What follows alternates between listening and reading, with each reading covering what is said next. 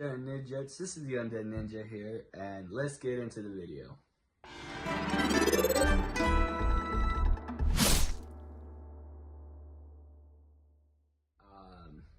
The first one being the Elysian Empire that was in the first era. That started about the year of 243. The other one I wanted to bring up was the Remi Dynasty, right? They were there to fight off the A.K.A, where when they eventually collapsed, you had those three factions split into those three factions, such as the Daggerfall Covenant, the Aldmeri Dominion, and the Ebonheart Pack. Third era was when Talos, also known as Tiber Septim, and all his other 35 names, depending on who you ask, comes in and unites these three factions to unite and be together as one. Our current dynasty or slash era that we're in right now is the Mede era, or Mede, however you want to pronounce that, with Titus Mede or Mede being the current emperor, depending on what storyline you go down, you know. Former emperors were chads, you know, like big men, have so much history and stuff, and then we ended up with Titus and the Mede era being the ones who, signed the white gold Concordat. I'm still not good at saying that. The treaty being signed, they now have to work with the Thalmor, sadly, and this is what makes a lot of Norse mad because they hate elves. At least most of them do, half and half, depending on who you talk to. But even more is because of not having the opportunity to worship Talos, which I will get into a little bit later. What are the stances of the Empire today? One of the main things is that they lost. They were not winners, as they used to be. They lost against the Thalmor and the Aldmeri Dominion rise, right? And it took a lot of strength to get back Cyrodiil, or at least the White Tower. And with that being said, it kind of threw the noble chads of the Empire and the beauty of being an Imperial soldier or legionnaire. They lost aura points, basically, which the Empire doesn't need those high elf bastards, okay? Nobody wants those specific ones, right? We don't need the Thalmor, and the Thalmor causes all this problem, right? So why would the Empire want them? They have to, at the moment, raise up their troops, raise up everything like this. However, I don't know why in their mindset they don't realize that elves have years to become fully grown, right? And where at least 3/4 of the troops are humanoid, they could storm the Thalmor. The Emperor used to have bodyguards known as the Blades, right? Before the Pantius Oculatus that were provided to them after the White Gold Conqueror, because apparently they also outlawed the Blades, right? And I think that has stuff to do with the Oblivion Crisis, in the sense that the Blades did whatever they could towards the beginning, and they knew that they were going to be a threat. However, that's beside the point, right? At the moment, they have to keep that secret, right? You can't just go like all willy-nilly, like, yeah, let's go get him, and want that nature. And plus, with these red pill, good old Stormcloaks, right? These bastards who won't even let an elf into their ranks, or would, but you never see them on the battlefield, right? Because of them, now all the focus is towards this rebellion, right? And I feel like that's one of the biggest issues on why we haven't had the grand uprising that we need. And now with that being said, they're forced even more to have that ban on Talos, right? Because now the Thalmor's in Skyrim, and now we have to work hand in hand to make sure that we gel the people who worship Talos. Before we continue into their lore, let's talk about the Legionnaires and the Empire itself. One of the things that I like to compare them to, I think that they're the fantasy version of the Roman Empire, right? They got that ab-studded armor, specifically General Tullius.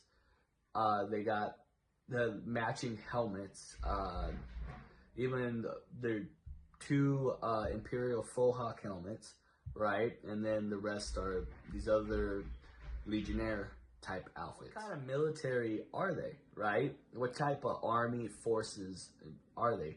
They're very aggressive types of fighters. However, they are very strategic in the sense that they know where their allies are, how they're going to attack, and if you look on to the scale, they know who to talk to and who to be, right? Like when you look at the Skyrim map, you notice that the 4 holds that they have is Hathingar, the Reach, Falkreath, and Hellish March, which honestly is one of the most advantages that they have, right? Because they're coming up that way.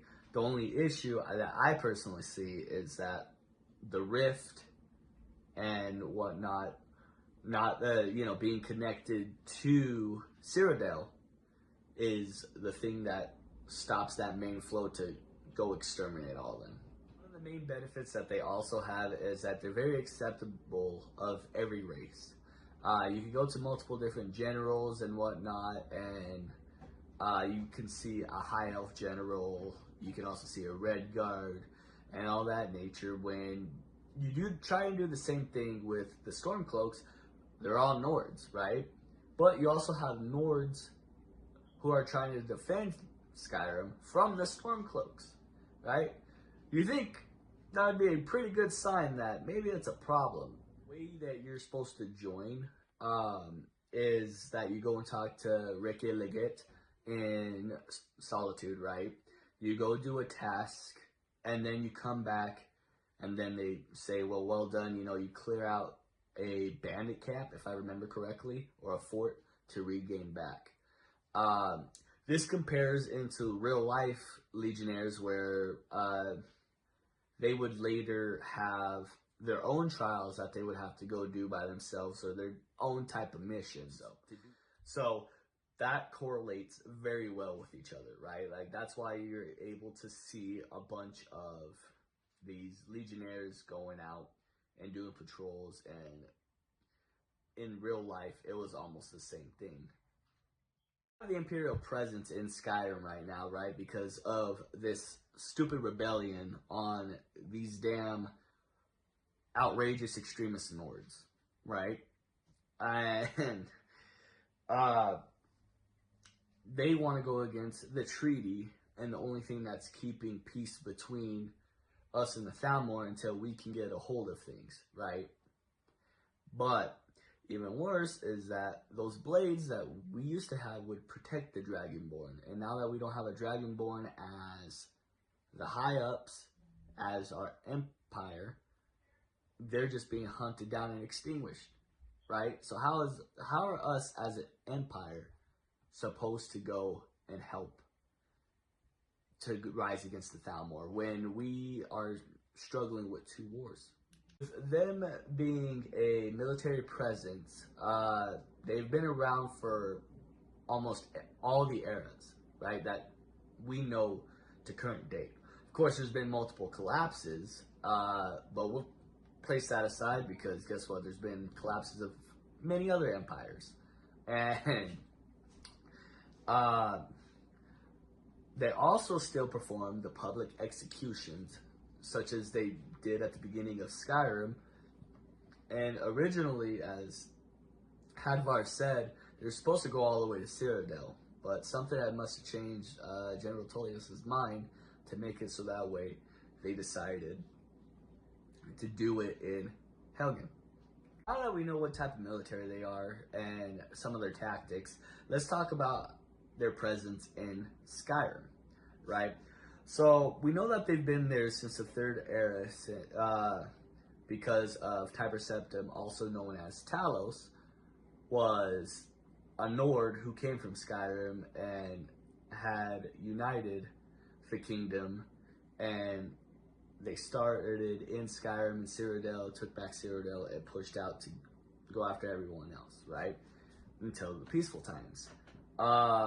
We know currently, like I mentioned earlier, the four holds that they are a part of, which is, Solitude, Markarth, Morthal, Falkreath, right?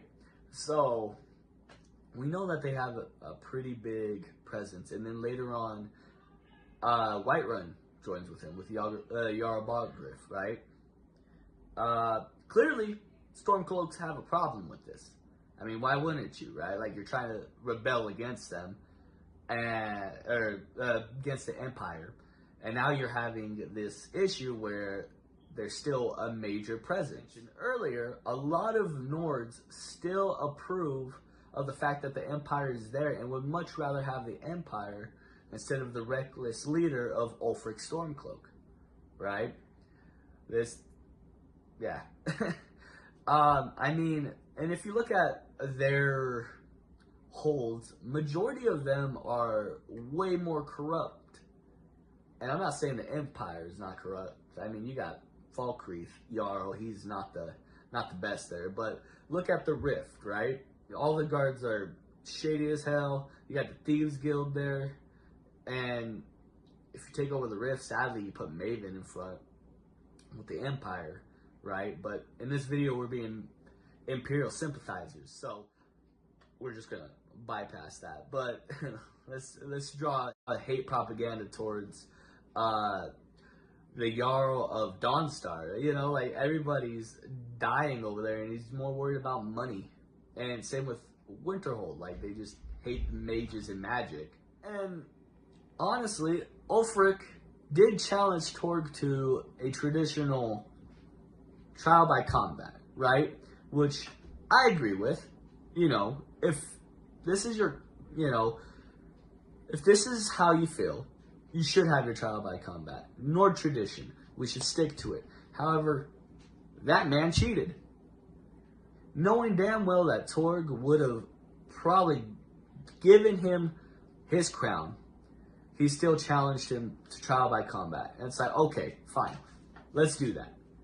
But then you turn around and use the voice to throw him to the ground, shred him, and stab him while he was, like, broken, right? And then, knowing that everyone didn't approve of that, you just ran off, and you're lucky that someone opened the gate for you. The main emperor, like I said earlier before, is Titus Med, right? Or Midday, however you want to pronounce that, of this current dynasty in this era. And under him, you have your generals, which over the Skyrim province is General Tullius, who has came from Cyrodiil because we want to exterminate the damn rebellion that keeps us away from fighting back. What's ironic is all these Stormcloaks would rather call us, the Empire, the Imperials, and all of those who support the Empire as Thalmor bootlickers, when honestly we're trying to take them out just about the same. But because of the rebellion, all these people are being kidnapped even more than before. Let's talk more about them, right? They're a traitorous group against the Empire, right? They should be overtaken, eradicated, and thrown in jail. Right? Like, we're the Empire, and there's this rebellion, honestly, for something that was Ulfric's fault. Disrupted the nature of everybody living in Skyrim now, right? All the Nords who were there, and then on top of it, your racist ass wants to make it so that way all these elves are having a hardship, man. Because of that big incident, now we have more Thalmor presence in Skyrim, right? Ain't nobody like the Thalmor. I'll get more into that in the third video, but still. Like, we don't want the Thalmor in Skyrim. We don't want the Thalmor in general. And then now you just gave them a bigger reason to have a stronger presence in Skyrim. Because you want to show that you are a Talos worshiper. Which Alduin mentions before all this, everybody worshipped Talos just in secret, right? So what the hell? You know, he didn't like what happened in the Markarth incident, which I will give Ulfric props. You know, like he's like, you know, he wants to fight them because of how it was treated, right? But, and that's why he, what's it called? Got mercenaries, got all them people to attack that. However, you're not solving the problem, buddy. And now everybody who believes in Ulfric's case are now racist to all these other races in these different areas, right? Especially Rolf. You know who the hell you are, Rolf. I get it, right? Now we have Skyrim, and at the moment, this is the home of the Nords. Which, if you dive in a little bit more into the Nords, they truly believe that they were born from Cain's breath on the throat of the world. So originally they were there before the Snow Elves, according to their beliefs. But then they came down, and then they had that whole thing where the elves, you know, welcomed them and didn't like how they were, you know, repopulating fast. So then they took them out, you know. They literally uninstalled them from the game. And I think that's one of the biggest issues. Now it's a generational thing where they cannot stand elves. But Ulfric is making it 3 times harder for any other race to live in Skyrim. Right? Like I said once before, they're mainly Nords, a part of the Stormcloaks. But he might have a few people who are different races living in the area of Windhelm, but they're mainly shipped to a district or on the docks or in the stables, right? One of the big things that shows that Ulfric is a very selfish man, even though he portrays to be a man for Skyrim, is that when there's this whole thing going on, and it's about midway through the story, you have to sit down and discuss treaties, right? And General Tullius comes in, and this is how you know General Tullius is such a damn Chad, okay? Such a mega man of knowing what to do. He sits there and calmly talks about everything, while Ulfric comes in and says, I want this territory if you want to stop. You know, and continuously through that, vice versa, right? And because General Tullius has to.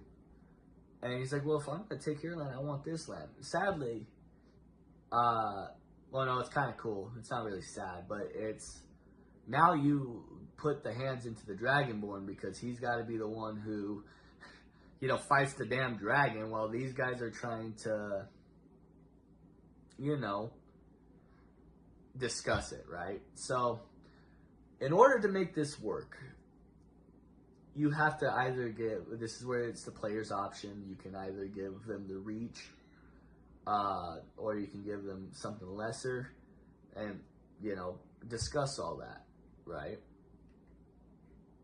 To me, that proves that instead of discussing things, Ulfric's there like, oh, this is what I need now. This is what I want now. We are getting this right now. And to me, that's a problem, right? That it ain't right. However, it's like, what more can they do? You know, they have this whole dragon threat, which if you want to add that in, it's kind of a third war that the Empire has to deal with, right? So, with all that being said, you don't have much points. You don't have many things to figure out with Ulfric. And all that the, you know, Stormcloaks are just going to say is that you're a bootlicker, right? That's all you are. So, what's the point of trying to figure this all out? This brings me to one of my final points of the video, where is it right to have the Empire in these politics, right? Like in the Skyrim politics, even though the nature of everything that's happened before this has always been to the High King of Skyrim, right? And though some people believe that, you know, Ulfric is now High King because he challenged Torg and won in a way, even though it was cheating and whatnot, he didn't necessarily was elected, right? He wasn't told that he's the High King. And he has by people, right? But he hasn't by the nature and notion of the Empire, right? That's something that Torg was. He was elected from people. And on top of it, he was elected through that. I think if Ulfric had gone about this right and done a campaign instead, which he had all the evidence he wanted to use, right? The Markarth incident, the fact of this, and that. He could have ran, but instead he decided to murder his best friend. We have signs of the Empire trying to help Skyrim and be a part of the Skyrim people, right? One of the main things is General Tullius, like I mentioned earlier, put Ricky Leggett on his side to help him understand more of Skyrim culture, right? But of course, not the only Nord, right, that's in Skyrim that's a higher up. I believe that every single one's a Nord, right? But the thing that really upsets me is how Ulfric handles, right, Arnabald. He's neutral and stuff like that. And also, he didn't ban the worship of Talos in his city. You know, you have the Talos worshiper literally singing in the streets, right? And you're going to sit there and you're going to tell me that, you know what, Jarl Balgruuf's an enemy. You have to decide whether or not you're going to be with me or against me. And I guess I get the sense that, you know, you want every hold to be yours. You want people to respect you. However, you're going after a whole neutral enemy, right? And the thing is, Jarl Balgruuf wasn't even an enemy. He said that I think my people should be taught. And High King Ulfric, right, according to the Stormcloaks,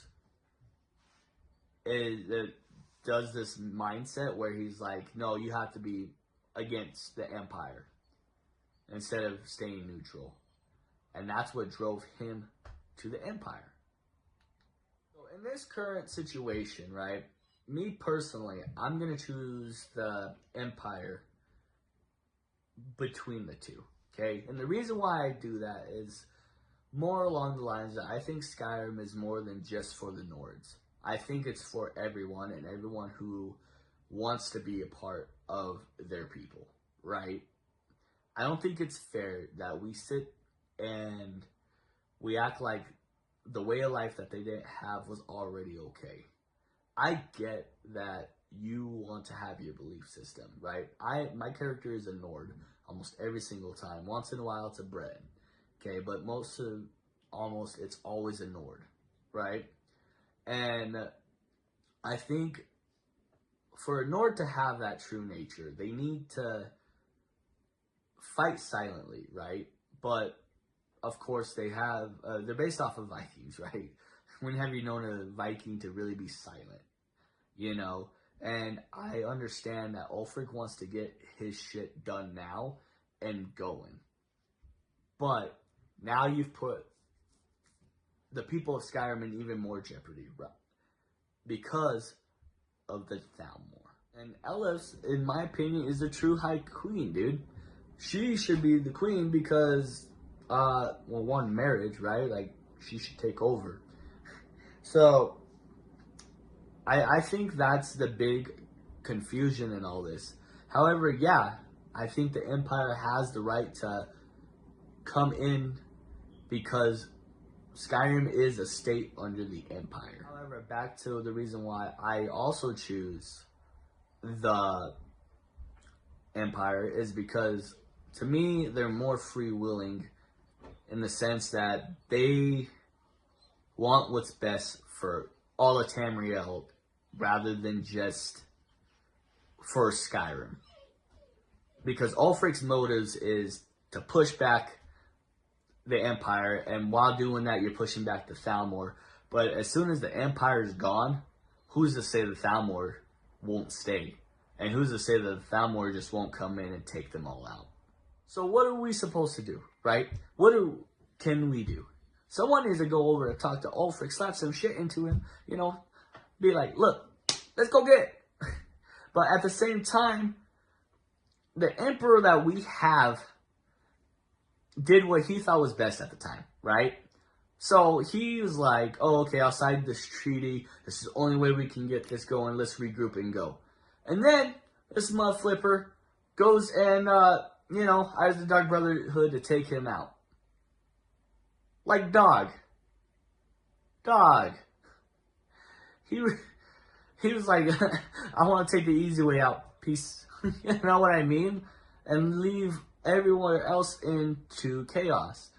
Of course, we don't know what happens, right? We don't know the lore past because we still haven't gotten Elder Scrolls 6. Check out that video, first video. Pretty fire. Anyways, I didn't get too much into lore here because I did a lot of the lore in the first part video. But again, this is a civil war between each other that doesn't need to exist, right? One got more selfish, so he ended up doing what he did, right? However, the Empire, I agree, shouldn't be cracking down on the worship of Talos. Right now it's the Thalmor, right? Because Ulfric has made it so that way you have to basically fight your way for your religion. Which, freedom of religion, dog. You know what I mean? So, that's the big issue that we come across in this, right? And I think that there's more that we can do. So here is my final thoughts in the say. I think that both of them are wrong, okay? Like I said, this is a 3-part video, and this is going to be my final conclusion on the Imperials / Empire and the Stormcloaks, okay? They're both in the wrong. They shouldn't be fighting each other at all. They have a more common threat against the Thalmor, okay? The Aldmeri Dominion.